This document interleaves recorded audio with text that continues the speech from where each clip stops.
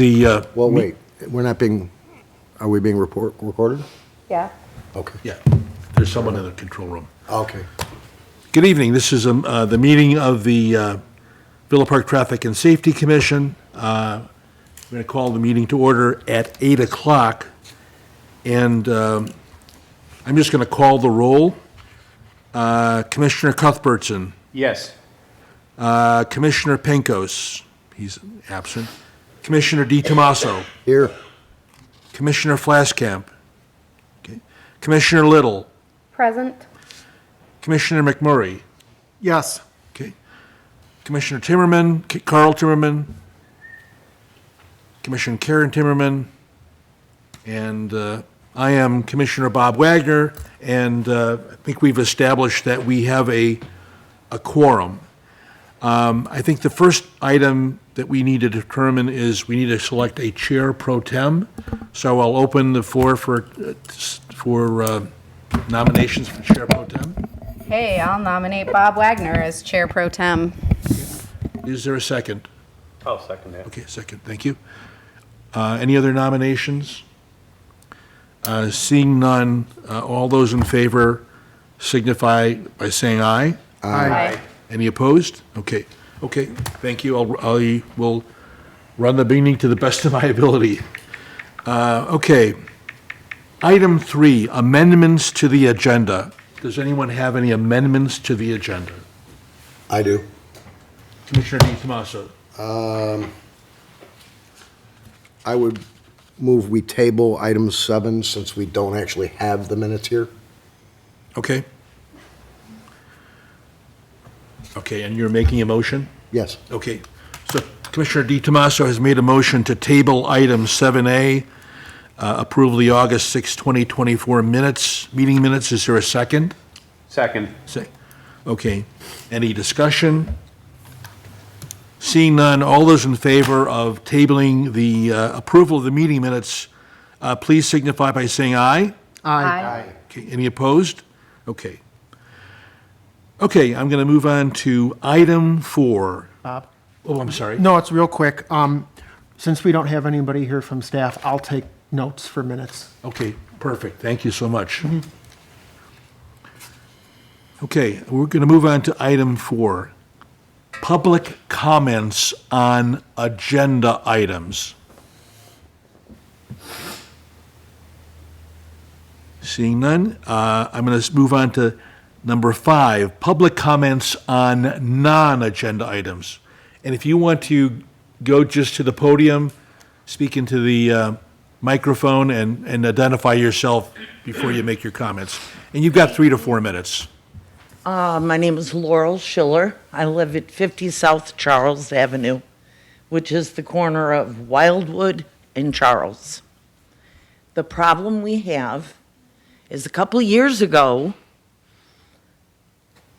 someone decided that the parking on Wildwood would go from the north side of Wildwood to the south side. And that was done to accommodate the businesses on Villa Avenue. Well, we now have lots of parking all over Villa Avenue. A big lot, parking behind or over by Cortese Park. There's all sorts of parking. No one doing business on Villa Avenue comes all the way down, which is 6 or 7 blocks, to park by Charles or Illinois. If you know Wildwood at all, people will come tearing down Illinois, turn left on Wildwood, and fly down the street to get to Villa. That avoids all the traffic on St. Charles Road and the stoplight. So by making us park along the Great Western right-of-way, the village has not trimmed any of that down. You're lucky if you can find a place to put your vehicle where it's not going to get scratched. This overgrowth has come so far that in places, it comes down and touches the street. I have to park my school bus on that street each day and I have to fight my way through the bushes to be able to get off that bus. If I pull along the Great Western right-of-way, I got kids in the back seat, they now have to get out on the street side, where there are people flying down Wildwood to avoid traffic. My family, there's not a lot of houses actually on Wildwood, but we have no place to park in the street. Charles, my neighbors park there every day. Don't blame them, it's right in front of their house. But we have no place except the bushes. And I don't understand why that cannot be fixed. Now, my point is, why should the village go to the expense and the manpower to trim all of that down several times a year when it costs nothing to switch us back to the other side of the street? Absolutely nothing. But those bushes have to be trimmed back. Because if my car gets scratched, I'm looking to the village to pay for it. May I ask a We got no place else to park. Okay. Yes, May I ask Go a ahead. question? sure. Do you know which side of the street the fire hydrants are on? I think they're on the north side. On Wildwood? Yeah, there's, the Not, no. village had made a lot of changes on sides of streets of parking, depending on which side. Well, no, we were told explicitly that it was done for parking spaces for Villa Avenue. I think, On the east side of Villa, on Wildwood, they still park where we always parked, on the north side.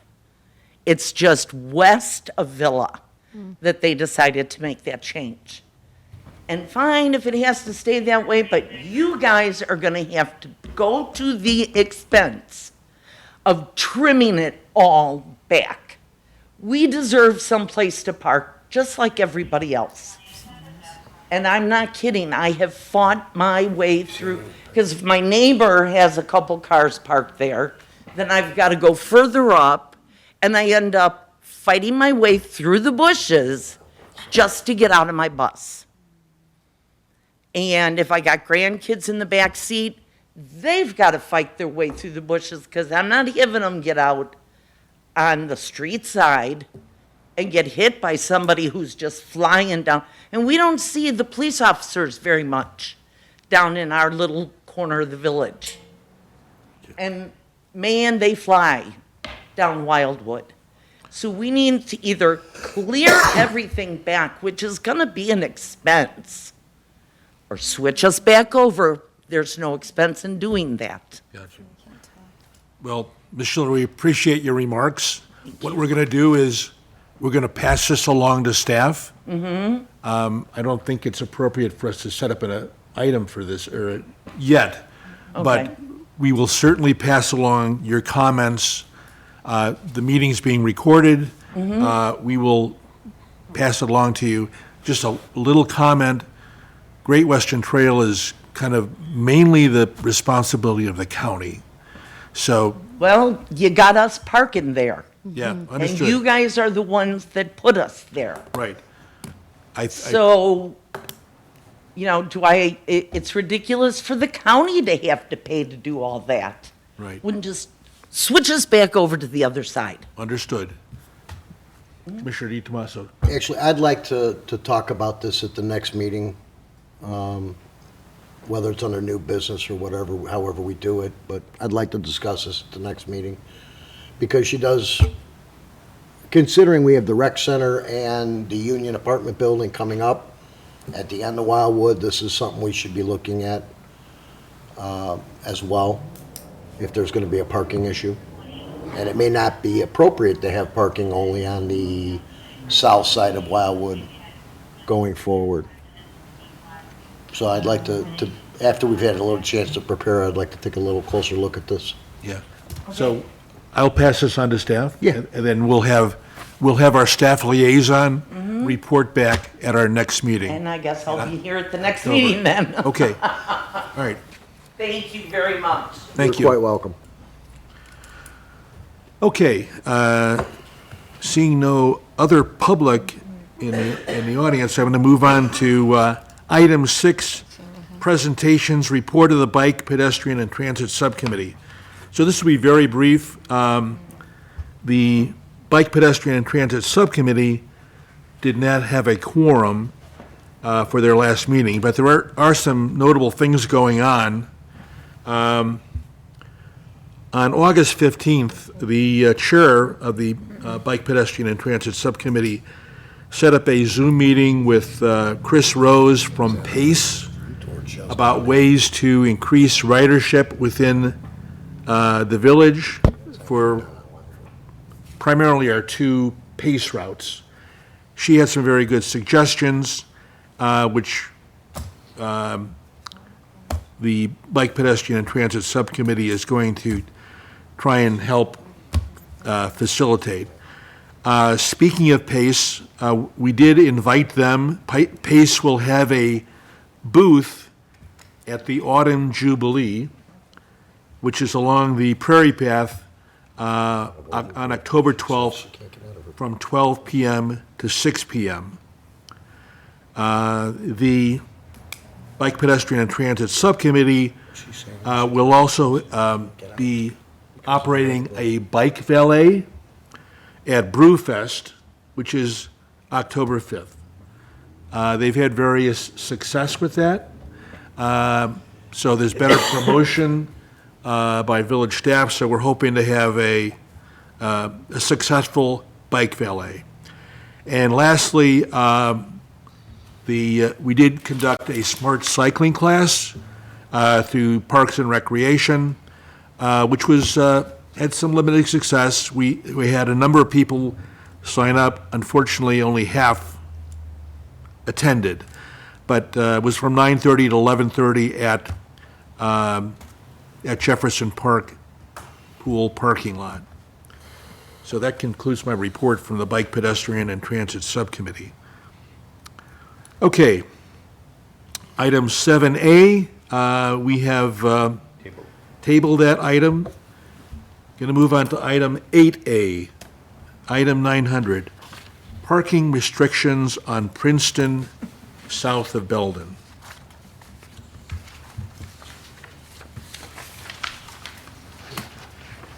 And I believe that our staff liaison provided us with the times for the times and dates for the soccer games that are going on. That was in an email earlier today.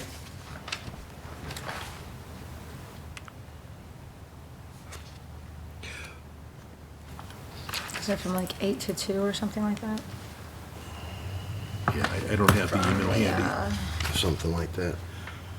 My question would be, do we want to take any action on this now, or do we want to wait until we have an opportunity to see some of these soccer games and witness it firsthand? Because if that's the case, then we just push this to the next meeting and go from there. It's not till late September. Yeah, Did we actually get any comment from the people who, There's an email in there. there was one resident who came at Okay. our last meeting. Unfortunately, we don't have the minutes, so we don't have the, It's on page, it's on page, well, there's an email attached on page Oh, there we 8 go. that came in. oh, that, yeah, okay.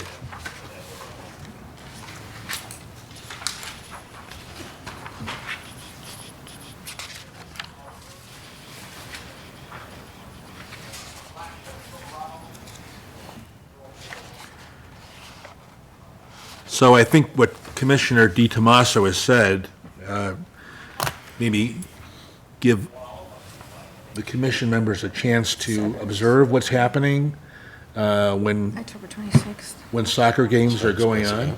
They start on Saturday, this Saturday. I think that might be the best way to proceed on this one. October 26th? Yeah, 'cause the games start on September 7th and they run through the 26th, so they're about 8 weeks. Okay.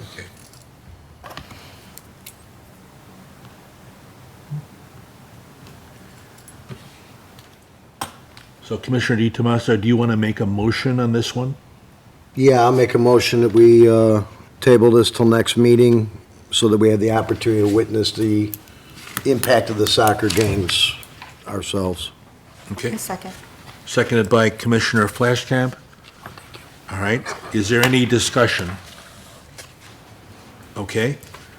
Seeing none, all those in favor of tabling item 8A until our October 1st meeting, please signify by saying aye. Aye.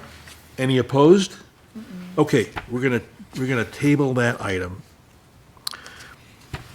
Okay, item 9A, or item 901, parking on South Michigan, south of Roosevelt. And I will just comment, I did attempt to call the Brandywine Homeowners Association.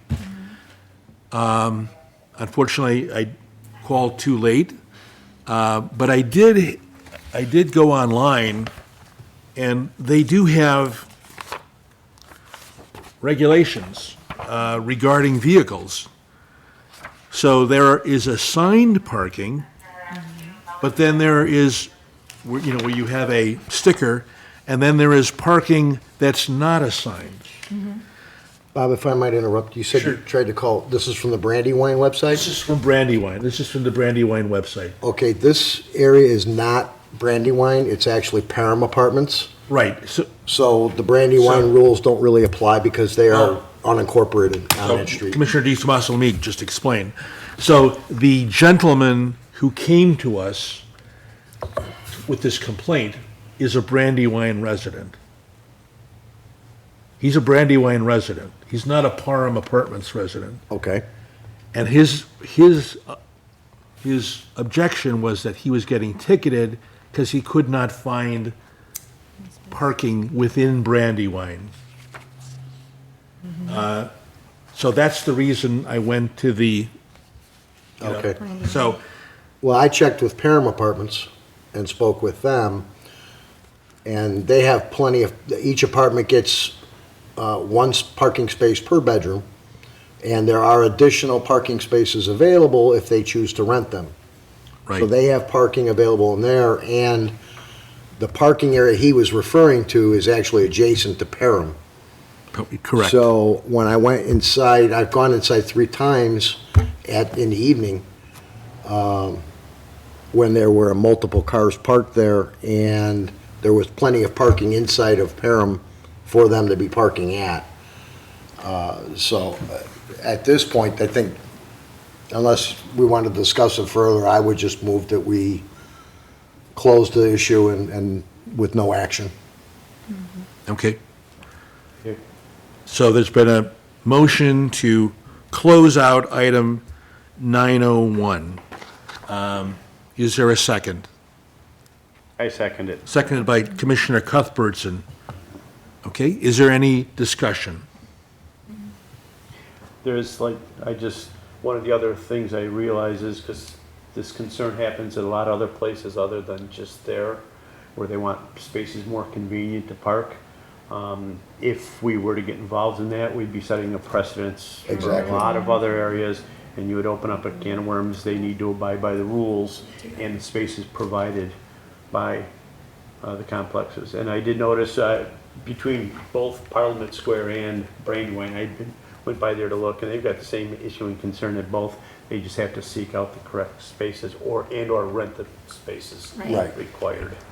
And I should mention, and you may know this, that Brandywine, where the gentleman who came to us from, has an elected board. So I'm wondering, maybe he should approach his board to see if they can develop additional parking for their residents, but, I would think so, and Yeah. if he's in fact in Brandywine, I thought he was in Parham, but I'll take your word for it that he was in Brandywine. But even still, if he is in Parham, there's plenty of parking. there's plenty of parking available to him. I don't see an issue in that regard. I have spoken with staff to get better signage located there. And by the way, it is no parking completely, so, in that area. And it's a relatively narrow street. I don't know that we want parking on that strip anyway. It would cause issues, I think, with plowing and whatnot, so. When you talked to Parham Apartments, Yes. are the general public allowed to rent a spot from them, a parking spot, or is it like strictly for I did not residents? ask that question, Okay. but I got the impression from their statements that their tenants would have no problem getting additional parking should they need it. There's no waiting list, they have plenty available. And I would imagine if somebody from Brandywine wanted to go over there and rent the space, I would bet, if, since they have a surplus of them, I would bet they would accommodate them. Okay. All right, is there any further discussion on this item? Okay, so all those in favor of removing this item, closing out this item, item 901, please signify by saying aye. Aye. Okay, any opposed? Okay, that item is closed out. Okay, I'm going to move on to item 902, stop signs at Elm and Princeton.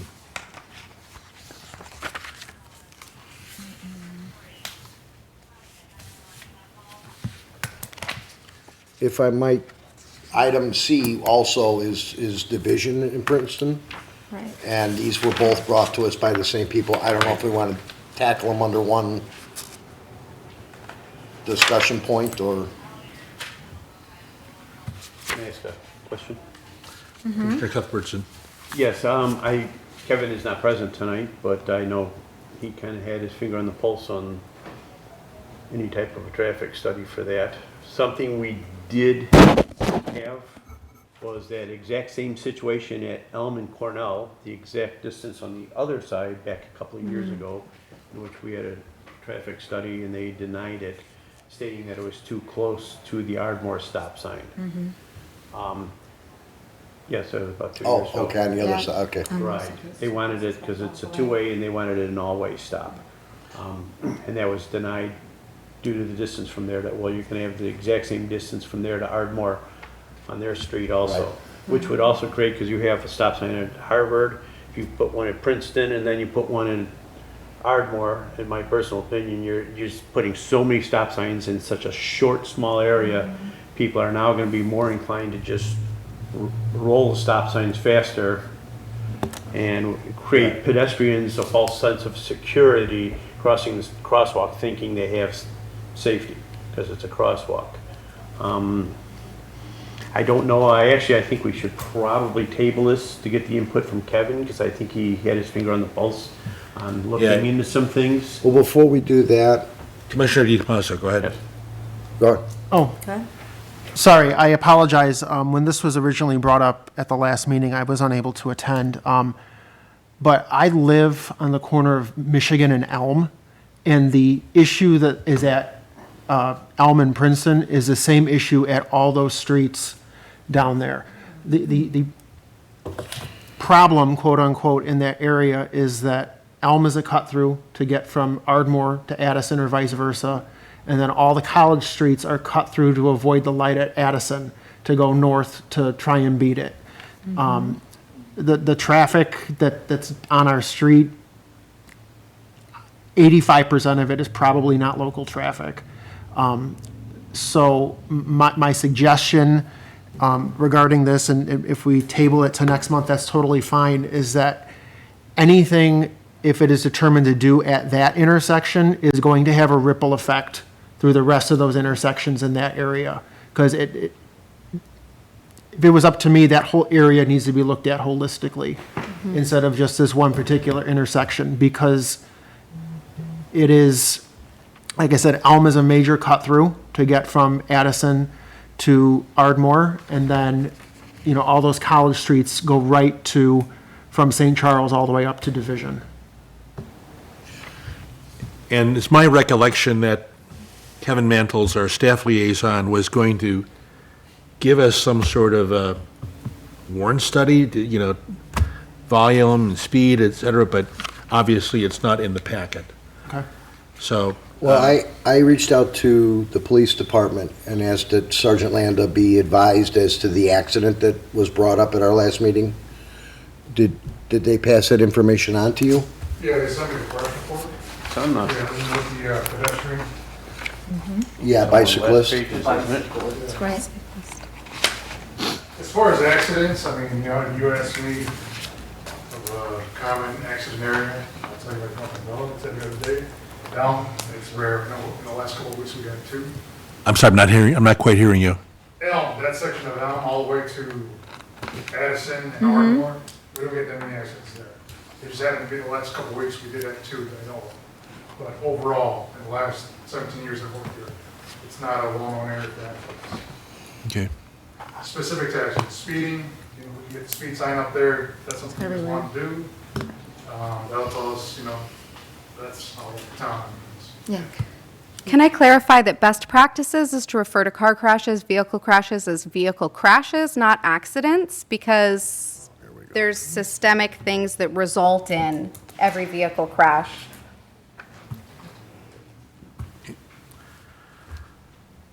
So Wait, I'm sorry, what was the question? What were you I'm clarifying? just clarifying that best practices from a traffic and safety perspective is to refer to vehicle crashes as crashes, not as accidents, because people made intentional choices. We, as commissioners, made intentional choices. Design choices were made that resulted in the vehicle crash occurring. So they're not accidents, they're occurrences, but they're not. Sure, some are accidents, but we'll refer to it as crash. Yeah. Right, we'll just, okay. I'm sure the people in the car had something to do with it. But I mean, yeah, I would say that, I think any street in Villa Park, due to the fact that majority of them are more stop signs or so forth, that they're probably raceways. You can come down my street anytime. So, I have a very long street.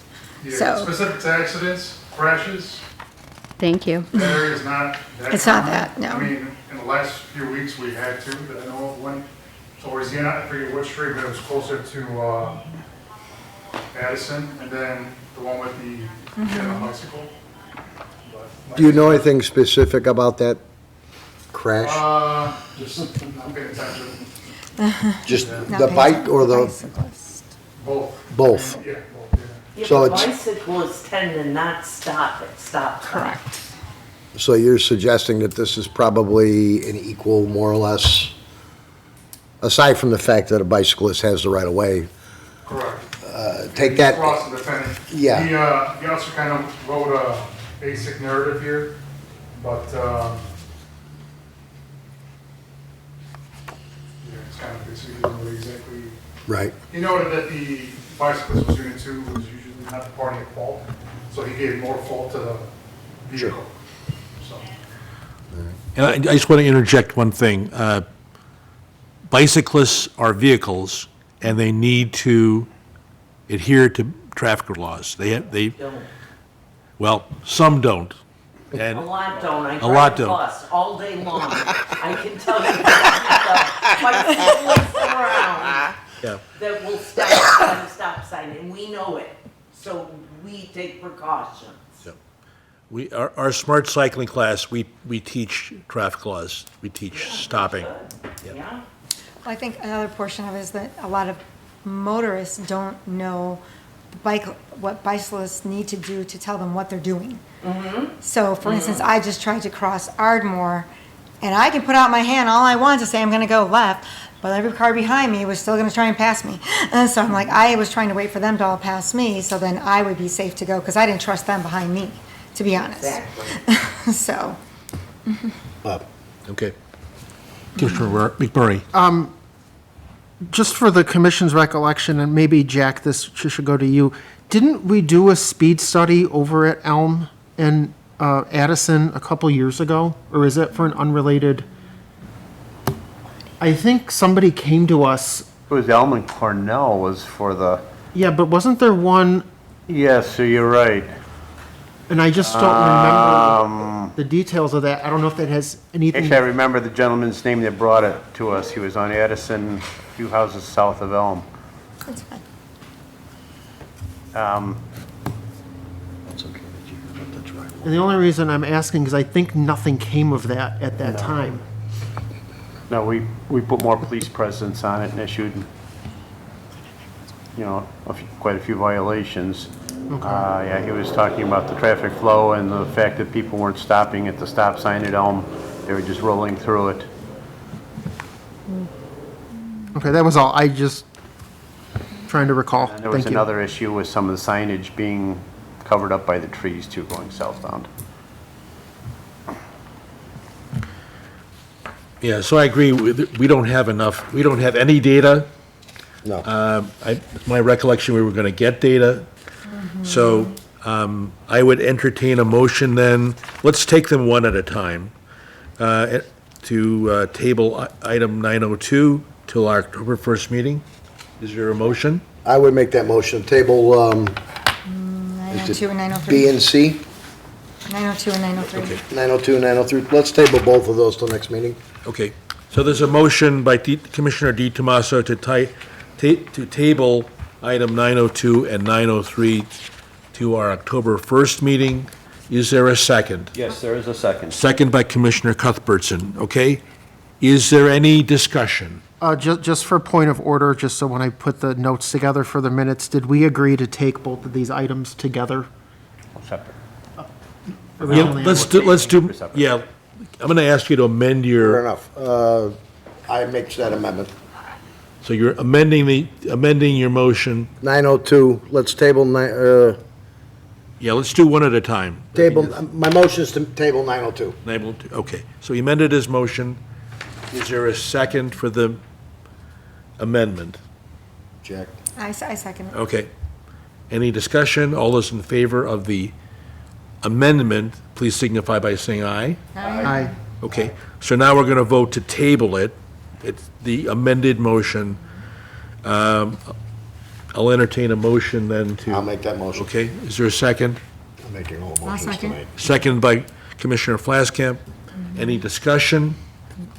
Seeing none, all those in favor of tabling that item, please signify Aye. by saying aye. Aye. Anybody opposed? Okay.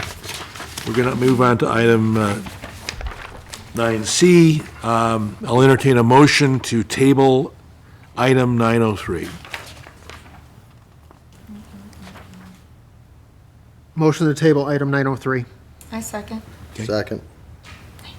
So, I thought I just Commissioner did that. McMurray made the motion, Commissioner Flashkamp seconded. Okay. Is there any discussion? I thought we did this already. Seeing none, all those in favor signify by saying aye to table that item. Aye. Aye. Any opposed? Okay, that item is tabled. Okay, we're going to move on to item 9D, Traffic and Safety Commission 2025 budget. And we got the commission got the documents for the,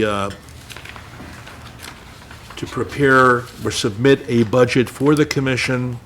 Our current budget for this year is $500. And my recollection, and correct me, was that our liaison was going to give us some sort of what the cost would be to assign a staff person.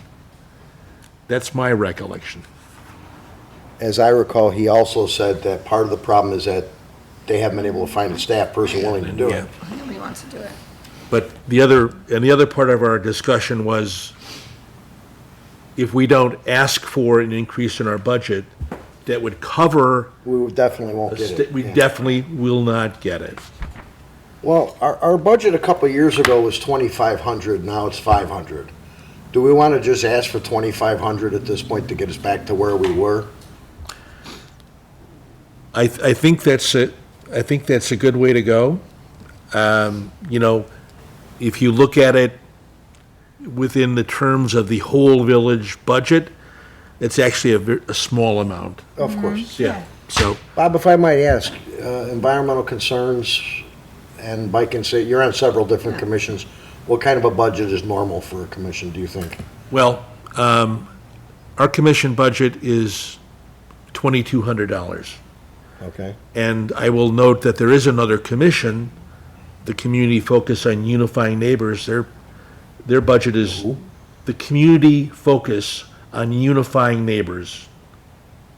Where is that commission? That's the Community Focus on Unifying Neighbors. Okay. they usually refer to it as the Fun Commission. Oh, fair That's enough. the name, Okay. that is the name of the commission. But they actually have expenditures to provide events and things, so I Well, wasn't really we have thinking- expenditures as well.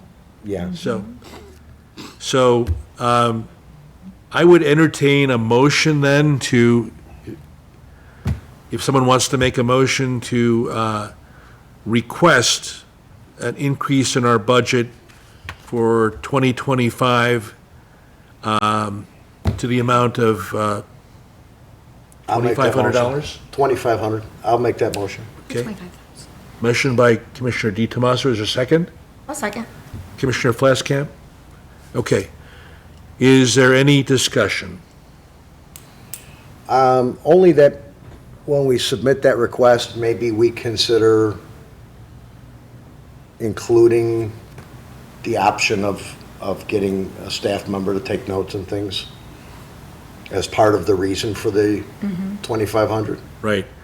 So I'm going to obviously convey this to our chair, and it's his duty to prepare the budget for him. So I think if he gives a little narrative, which is helpful to staff, to say, Exactly. hey, this is why we're not, and it's, once again, we want to stress, Kevin is our staff liaison is a lot on his plate.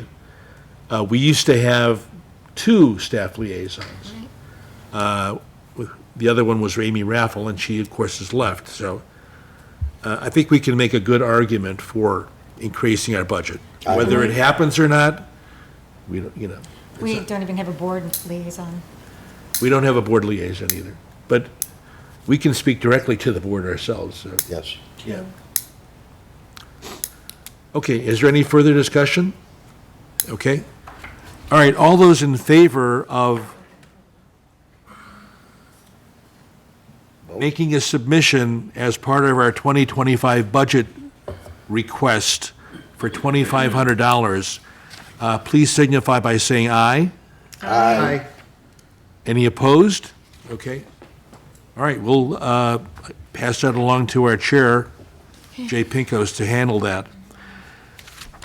Okay, going to move on to item 9E, pedestrian signage and high-visibility crosswalks at St. Charles and Ardmore.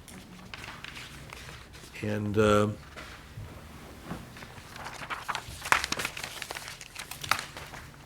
we have the same kind of exhibits that we had last time. I don't see that the signage or the high-visibility crosswalks have gone up yet. I don't know that We weren't, we didn't vote we on didn't it. vote on putting anything else up there. Okay, I thought this was more discretionary, the staff was going to proceed with it. That was not, I don't, Months ago, they had said that restriping the crosswalks was already on the agenda, Yeah. that they were already planning on been doing planned, that yeah. Right. as a matter of course anyway. If I'm not mistaken, Kevin had made a comment that there was something already in the works. for the crosswalk, the striping. crosswalk. and That's already planned. Yeah. Want to interfere with what was already in the Right. process. and then we also said that since they're going to be looking still on Ardmore, that we didn't want to look at anything further, I thought. Well, I brought up the idea to Kevin that we put up a sign, Signs. oddly enough. My suggestion was that we put up a sign that makes it a ticketable offense to turn right on red when pedestrians are present. Research on what we can do, what's permissible. Right. Sergeant Landa, do you have any input on this for us? I'm trying to think, I was just in the city there, they have, not that sign, the most common over there is, there's a time limit when you can make a right hand turn on red. 4 PM, 7 PM, that's what's most common, when pedestrians should be gone for the day. That's what they use there, so, Where is that? in the city, I mean, that's what's most common. Is that We a- don't have, Is that a ticketable offense? oh yeah, Okay, so theoretically, if we were to pass an ordinance in the village that said, at a stoplight, when pedestrians are present, you may not turn on red or be faced with a fine, that would be technically a legal ordinance. I don't think you even make have it to, an ordinance where it's just, village-wide or Yeah. state fines. I mean, the state, It's just disobeying a traffic control device. So it could fall under that, but charged under the village. So that's what the statute reads, just. Exactly. Traffic control device, that's a traffic control device. It's a sign. Right. Fantastic. So Sergeant Landa, my question is, we already have that display, when the white display of the pedestrian crossing, if a car would turn with that white, that icon of a pedestrian is lit, would make a right-hand It's turn. on as the right hand versus the. Right, Yeah, I think he's talking about the No, crosswalk. that won't- that's not- you can't ticket for that. Okay, because because the pedestrian is relying on that display to say, okay, it's my turn to go. I mean, Yeah, You I can mean, turn the- right the- from red. You can turn right from red. Now, if you cause a crash, vehicle versus pedestrian, and that's what's happening at that point, we're gonna have to look at that. But a car can't turn even if the white symbol is there. But if we had cannot- some kind of sign that said, you may not right turn on, It can. I'm sorry, say it again? A car can, see it in. It can turn, even if that pedestrian icon is lit. Okay, but if we have a sign that says, you may not turn right on red when pedestrians are present, Yeah, I don't know if it's easy as just saying it. You might, like he said. well, we need an ordinance, obviously, but Right, you're gonna need if we an have that, then that would be something that you could enforce. If there was an accident, that would be something that would impose liability on the driver. So that's why I'm talking about not just making it a big happy face saying, let's not do this. right. Let's, So let's, this doesn't, this would, No. what they're suggesting has no enforceable, there's nothing, I would think not. yeah. That's my concern with that Yeah, particular sign. so I agree with Commissioner Di Tomaso. I think the intent is to provide protection for pedestrians and bicyclists and, Bless so you. my thought is we should get some input from staff as to what we're able to put up Correct. can be enforceable. Does that make sense to everyone? Yes, it does. I agree. Okay. So, Pass this to the next meeting also? I think I would entertain a motion then to, I make that motion. okay, motion by Commissioner Di Tomaso, Second it. seconded by Commissioner Cuthbertson. Any discussion? Seeing none, all those in favor signify by saying aye. Aye. Any opposed? Okay. All right, I'm going to move on to item 9F. Consider amending the time of the Traffic and Safety Commission meeting scheduled for October 1st. And there's a little narrative there. The Chicago Metropolitan Agency for Planning is expected to attend and present at the Traffic and Safety Commission's October meeting on October 1st, 2024. In order to allow sufficient time for the CMAP presentation, commissioners are being asked to consider amending the time of the Traffic and Safety Commission meeting on October 1st, 2024, to begin at 7:30 PM rather than the regularly scheduled time of 8 PM. That would be just for that one meeting, right? So, I'd like to make a motion that we start the October 1st meeting at 7:30 instead of 8. I have a question. I'll second that. Okay, seconded, Commissioner Plasko. Discussion. How long do they anticipate their presentation being? You know, I think probably when you account for questions, I think a half an hour is adequate. Plus, Okay. because actually, the author of the study is coming out. The title of this, Joey. pardon me? I said, we got Joey, it's gonna be longer than that. The author of the study is coming out from the city. So I think it's the fact that they're coming out here, give them additional time. I mean, and this way, myself, I think a half an hour will be adequate. Okay. Do we have any idea just- what their presentation will be? About? It'll be the speed management, it'll be, I mean, I'm just concerned, especially if we have people coming from the public and so forth, that we're pushing a Right. lot of our agenda items to the next meeting, and then if there's additional Right. items to the meeting, and then if anybody else wants to speak on items that come up, we are will have a full plate. going to have a very full plate on October 1st. Are you suggesting we start earlier? Instead of 7:30, we make it 7 o'clock? I am not suggesting I'm suggesting Joey doesn't come. I'm just kidding. How much time do we have before do we have to establish this tonight? Yes. I know a couple of our members Right. Right. that are not present tonight have occupational Yeah. time restrictions that may cause difficulty. Issues. And I would hate to move the time up too far and cause a difficulty for them. So what we can, I'm sorry, Commissioner Connery. Just a point of order here, Jack, that's a great suggestion. Unfortunately, we might run into an Open Meetings Act issue if we start discussing this offline. Yeah. I totally agree with you, but there's going to be an Open Meetings Act issue. Yeah, you are correct. Well, Yeah. if I might, do we know that this is the time that they're coming, whether we're here or not, They've committed to come. at 7:30? They've committed to come at 7:30 or 8 o'clock. But a 7:30 start time would provide time for us to get through our other agenda items. We can also limit the time. We can say, we're going to limit, make your presentation, we're going to limit questions so that we end that portion of the meeting by 8 o'clock. I'm just thinking if they come at 7:30 and other commission members maybe can't get here quite at 7:30, that they're missing just a portion of that as Right. opposed to the, Meeting. Bring them up to speed. yeah, as We bring opposed them to up the speed, meat and they meat can of go back and watch. of the meeting. Right. That's kind of, They yeah, could watch the meeting. exactly. Yeah, and I think the intent is to also invite the members of the Bike, Pedestrian, and Transit Subcommittee as well. Fair enough. Yeah. Okay. So there's been a motion and a second to change our meeting time to 7:30 PM on October 1st.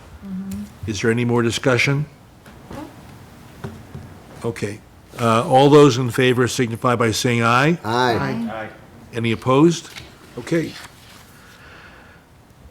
Okay, I'm going to move on to commissioner comments, and I'm going to start to my left with Commissioner DiTomaso. Happy Labor Day. I hope everybody had a good weekend. That's all I've got. Okay? Commissioner Flaskin. Had a question. Had a couple of questions over Labor Day from a few residents, and it was just kind of a question as we were actually talking about the Millcrest, how Sterling is building a new facility, because they were kind of like, well, whatever happened to the other building that was going up on the corner? So the last thing they heard that there was a big 4 or 5 story building that was going up. Is that still going up? How is that doing? So it's kind of like, I mean, the question wasn't like, what's happening? It was kind of like, well, how do we find out that information? Kind of like, what is it? Because we were scouring the website to figure out like, where can we find that information? What happened? I mean, scouring all the agenda items, what was happening? Can you go to the permits section? You don't really know what's going on, especially when they're commercial buildings. And apartment buildings, I mean, how can one go about finding that information? I mean, on the website, so to speak, rather than having to call Village Hall instead of trying to get that information, so. Curiosity. It's my understanding that that building, 27 West Park, which is at Park in Princeton, Right, that is going forward. it is. Yes. They've started demolition. I don't know what holdup is. They have paid their Permit fees. permit fees with the village, with Salt Creek Sanitary District, so they're moving ahead. Because like in a picture up, there's a picture of a funeral home. It says Millcrest, and the whole thing is actually all sectioned off in one big fence. Yeah, that's a separate project. Yeah, but I mean, But but it's all- 27 is still, Yeah, but I'm just saying it's all one fence, so it looks like it's one big project. That's all. We're just trying to figure out, like, how do you find out, how could one find out that information is the question. you could call the community development director. But how could you his find it office. out online? Well, that's up to them to update once in a while. So I don't know if there's some way to maybe you can talk to Kevin about seeing how we can find out information regarding that, especially when they're commercial projects. Residential projects, I understand, but more commercial projects. Because it was very, That's a very good point, because I've also noticed that the former hair salon on St. Charles, there's construction moving ahead with that. And what is going in there? Is that what, They're asking for a liquor license and I believe a gambling license. lovely. And I believe that'll be coming up on the next village board meeting. Yeah, because it's like you go to community and there's really not much you can find, and you're looking for community development if they had, you know. Yeah, there's no updates on the website as to what private projects are doing and when But they're if doing we're it. giving them, if they're part of TIF or if they're part of things like that, they should be able to. Oh, I agree with you, that it would be nice to have that information and, Right, and if we've given them, especially with the 27 on Park, 27 Park, we gave them multiple variances to move forward with that project. So, they were granted some variances and some were denied. correct, but I'm just saying that they were granted variances, so it would be nice to know like how that is moving forward. Just to know, you know, especially with commercial projects, as to what is going up around the area, especially when it comes to demolition and rebuild. That's a good point. I think we should pass that along to Kevin. Community development really needs to step up and really give us more information so that we don't have to, so it's really more easily accessible to the, it would be nice Residents. if they had some kind of blog or something where they, and actually updated it as events occur. even if it's on Facebook or something like through the Yeah. village or something, just to say, hey, this is what's going on. So everybody doesn't question and then they start getting rumors and so forth and what happens. Then things run wild. You know, how that I think that's a happens. great suggestion. Fantastic. Okay, anything further? No, that was it. Thank you. Hope everyone had a good holiday. Thank you. Commissioner Cuthbertson? Yes, actually, there's quite a few residents that know that I'm on this board and have kind of been blowing up my phone and wearing out my doorbell in concern of panhandlers in the roadway at intersections. And I know it's not illegal for them to be up in the median like we do at some venues. I don't know if there's any law or ordinance against them blocking the roadway, standing in the lane of traffic that we know of. I'm And sorry. I think Commissioner DeCamas Yeah, you mentioned go. this, there was a Supreme Court case. There was, and a second federal court case as well that prohibits, basically outlaws panhandling ordinances. We could, and I see a lot of those conversations too, where people talk about, well, can't we do something about him being in the street? Yeah, in theory we can, but we do also have the problem of he is handicapped and can't get on the median. So that's a problem. And I did share, there is a signage at Westmore Myers, right by Butterfield, which I think that Oak Brook has put up. Or is it Oak Brook Terrace? Home rule, Yeah. Yeah, so and they have different, the sign's still there. Well, not only that, the Which problem- prohibits. The problem is that we could theoretically enact the panhandling ordinance and tell our police officers, go arrest these people and do whatever. And then what's gonna happen is the ACLU is gonna sue us. We're gonna spend $100,000 to defend and lose. So that's theoretically, can we do it? Yes, but is it, at the end of the day, is it worthwhile? Probably not. And I don't want to get too far afield here, but Yeah. arresting panhandlers probably, No. yeah, I'm not gonna, yeah. But it would possibly discourage other ones from doing it and thinking about it. And the fact of possibility of somebody being handicapped, Well, if I was to. there's differences of opinion on that. But I mean, if I stood on the median with a sign saying, please give me money, which I could happen to do, I'm not really doing anything illegal at that point. when I'm on a wheelchair and on the street, now you're impeding traffic. The trouble is, being that he's in a wheelchair, So I'm just gonna, so this is commissioner comments, so we don't want to get, Right. we're not gonna get into a discussion. But we well, can certainly, I think Jack was bringing it up so that people could see a little bit of the discussion. Yes, that there is, Right.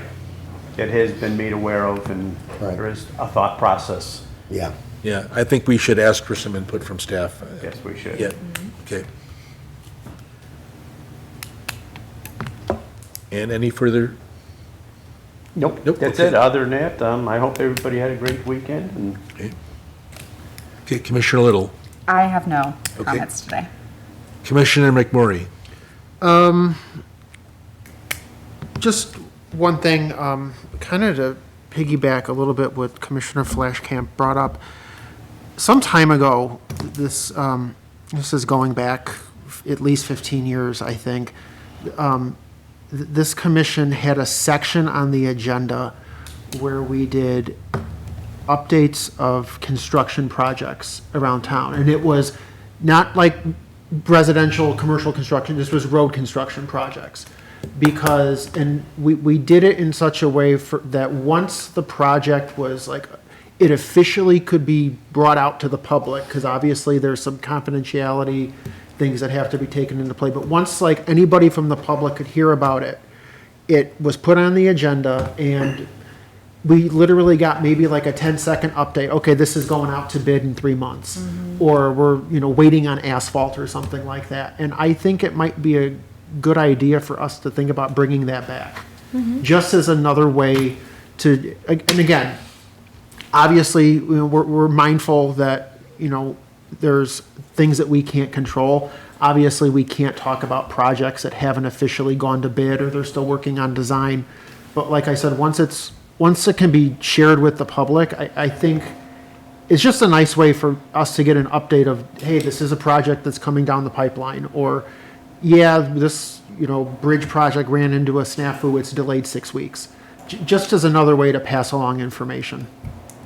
I think that's an excellent discussion. Maybe developments, status of construction as it affects traffic. So we will certainly pass that on to staff. I think that's a great idea. Okay, anything further? Nope, that's it. Okay. Okay, I would just want to mention that in terms of our Drive Like Your Kids, Play Here signs, there are 130 left for distribution. We do have a couple opportunities coming up. District 45 has their Frida Fest, which is on September 14th. There's the Autumn Jubilee, and I know Bike, Pedestrian, and Transit will be on hand Dispensing signs. to distribute them there. Thank you. And then also Saturday, October 19th, the District 45 PTA Fun Run, and I think that'll be a great one to distribute signs at. That's a morning event. There's usually a lot of people from Can I make kids and Can I make a suggestion in that regard? Yeah. Sometimes people, I would imagine, don't want to carry a sign around with them the whole afternoon after they show up at something like that. If they would like to sign up on some kind of list, I would be happy to arrive at their house later and drop a sign in the yard for them. Yeah, so the other thing is, and I was going to send an email back to Deputy Chief McCann, our public information officer would put something on social media to say, you can go to the police station to pick them up. I actually spoke with her about that. She's out of town, I believe, this week. Okay, But when she comes back next week, she intends on doing just that. okay. And I'm going to ask Sergeant Land a question. What is the ideal time span that people could, if they wanted to come to the police department to pick up signs, what's the best time that they could do that? Monday through Friday, we have somebody there all the way until 7 PM, so, All the way up to 7 PM? yeah, 7 AM to 7 PM. So 7 AM to 7 PM is the window, Monday through Friday. Monday through Friday, right? Just curious what that I think I appreciate your offer to deliver signs, but I think that we'd be better off letting people pick them up. Either way is fine. I'm just suggesting that if that would be an option as far as I'm concerned, I'd be happy to do it. Okay. And then the only other thing that I had is I saw a really interesting item put out by the city of Elmhurst with regards to e-bikes. Yes. And I think it's Class 3 e-bikes required to have insurance. It's a state law. And they have to register the vehicle, and they have to have insurance. As I understood, a Class 3 was basically no pedals, Yeah. right? I think a Class 3 does have pedals, but it can attain a certain speed. There's no, Or it's above a let's say, certain a speed. governor on it. It can go 30 miles per hour plus. Yeah. That sound right? I'd have to look at the ABC. I'm not there. It's a state law. It recently passed, so. And that's all I had. What about, just curious. So there is no village board liaison. I'm sorry, go ahead. Any thoughts on distributing them at Oktoberfest? To what? Oktoberfest? The beer fest or whatever? The beer fest. Distributing the signs. Brewfest. Brewfest. whatever? Brewfest, right. Those I think people those need are them. people are, I mean, we could certainly do that. Yeah, I mean, Bike Pedestrian Go. Transit will be at Brewfest, so we could certainly do that. That's a fourth opportunity to get rid of, to distribute them. That way you can see it when you're lying on the grass. Just saying, they need them. A lot of those folks who are at Brewfest, or when they're leaving, they're not gonna carry them around with them, and they're not necessarily interested in carrying a sign with them when they leave, so that's, yeah. We can make them aware of them, Make them aware of them, okay. especially when they're leaving. So I'm going to move on to item 13, village staff comments. Sergeant Landa, do you have any words of wisdom for us? Words of wisdom, not right now. No comments? Is this the most entertaining Guys have a meeting good he night. has? I got a few more hours to go myself. Okay. Okay, I'm going to move on to item 14. I'll entertain a motion to adjourn. I make the- entertain the motion to adjourn. I'll second. Second by Keith Tomaso. All those in favor signify by saying aye. Aye. Okay, we're adjourned. All righty.